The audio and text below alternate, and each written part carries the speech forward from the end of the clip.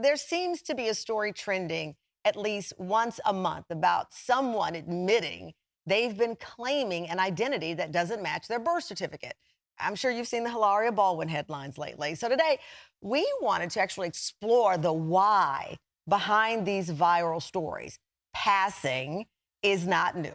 It's been done by people of all backgrounds for generations. And historically, for some, it's been about survival. But for my first guest, denying the black half of her identity was about, she says, a desperate desire to belong. So she spent her entire life trying to convince the world and herself that she is white. I was adopted at birth. My biological mother was white, and my biological father was listed as African American. My adoptive parents, they're white. They adopted my younger sister 2 years later, and then 3 younger brothers. As I grew up, I wanted to be like my friends. I wanted to pretend that there was absolutely nothing different about me other than maybe the color of my skin and my hair. I had a hair complex. Like, I knew that my hair made me look different from the white people around me. So that's when I doubled down on, I'm going to be in the box where I feel like I fit, and I'm going to do everything in my power to make sure that no one ever tries to kick me out. I'm scared of what would happen if the people in my box, meaning my culturally white box, thought that I should be in the black box. Leah Olson joins us from her home in San Diego, California. Leah, thank you so much for joining us. When I saw your story in the Huffington Post just last month, I said, I really would like to talk to her. I know you're very nervous about this, and you talked about those boxes, and you're afraid, are black people going to judge me? What are my white friends going to say?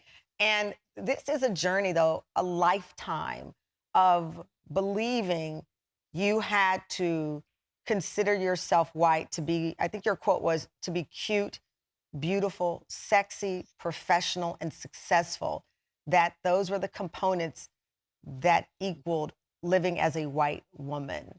Where do you think this impression started for you? I think it all started, honestly, my story, when I was adopted at birth, and my earliest memories are beautiful. They're memories of acceptance. They're memories of deep, profound love for my parents, the same way that I see my own children or my biological children seem to feel with me. So I thought, I don't want to be different like that, and I want to belong in my family. Right. My parents are white, and then it sort of snowballed as I got older, and my friends were mostly white, and I thought, I love my friends. I love these communities I'm in, my teams, my classmates, and I don't want to be seen as different to the point where I could get, kicked out. And that's kind of a soft, nice version. And then the reality is there were other messages coming through from society as a whole, from pop culture, from the fact that I spent 7 formative years in magnet programs where Right. almost all the students around me were white. So I get what I'm trying to take myself into your childhood, because as you pointed out, your adoptive parents are white. You wrote that they talked to you about accepting that you were biracial and to embrace your heritage as an African American. But you said that talking about it made you ashamed and embarrassed. And I get that to some degree, because, to your point, you don't want to be otherized. So when people see you with white parents and your skin color is a little more cafe au lait than theirs, as my friend Bevy Smith calls it, you then say, well, I'm just like my parents. These are my parents, and I'm white like them. Yeah, yes, I think, again, not to split hairs here, but when you just said, these are my parents, I'm white like them, I never thought, and I never wanted other people to think I'm actually white. What did you want them to think? That what they're seeing is something that feels normal. So this might not make sense, and it doesn't necessarily even make sense to me. That's kind of why I'm trying to work through this. Because our first half of this conversation was so interesting, because I know the Huffington Post article was really, you'd lived your life identifying as white, and you said that's not quite what was going on. So for clarification, what was going on here? And then I want to hear this bushroot story.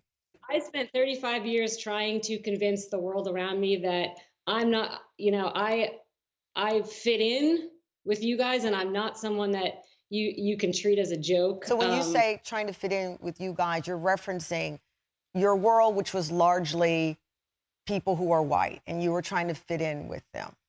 Right. And that all started, I never woke up one day and thought, let me go out and fit in with this community precisely because it's white and that's where I want to be. It started as innocently as it sounds. It started with my home, my beautiful, happy home where I loved my parents and didn't want people to think that, that there was something wrong with or so weird about the fact that my parents are white and I'm not. So I didn't want to highlight anything about me that made me seem different or scary. Yeah. And so, the more I could sort of just slide by and seem like I fit in with my family, and then that sort of expanded out into my friends as I went to school and joined It's interesting teams. you use the word slide by, because some people see that as a version of passing, that Sure. you were trying to pass.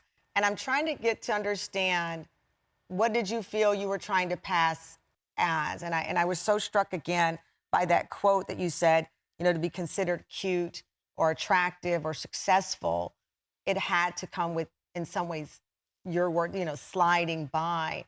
And this bush root story, which turned out to be very traumatic for you, was, I guess, the people that you were trying to fit in with and assimilate, I guess might be even the word to use, mocking your physical exterior, Yep. your hair, your complexion. Yeah.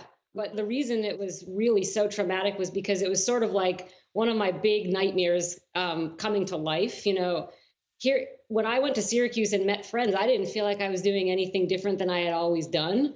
I'm not saying I was doing the right thing by not, seeking out a more diverse group of friends. But I was doing something that felt very normal to me, which was make friends with the people around me, and the people around me, for the most part, were white. And I always, growing up, I had this little this insecurity that people saw me as different, that people saw me as something that they could make fun of, and that I was on the edge of, one wrong move, whatever that may be, that people to think that I'm different or I'm, second class.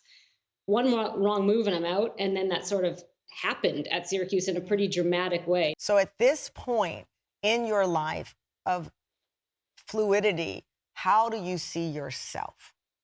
I want to understand why it was so important for me to have a box in the past. I want to understand why things hurt me and why things scared me. And I also want to understand how others see race and their own race as part of their identities. That's why we're doing this show today, is to try to understand why this goes viral and the people behind some of these moments. So listen, I know this is a work in progress. It's an ongoing journey, and I did not expect to button this up with a happy ending or any ending, because you're still on this journey, and we appreciate you joining us today, Leah. Thanks, Tamron.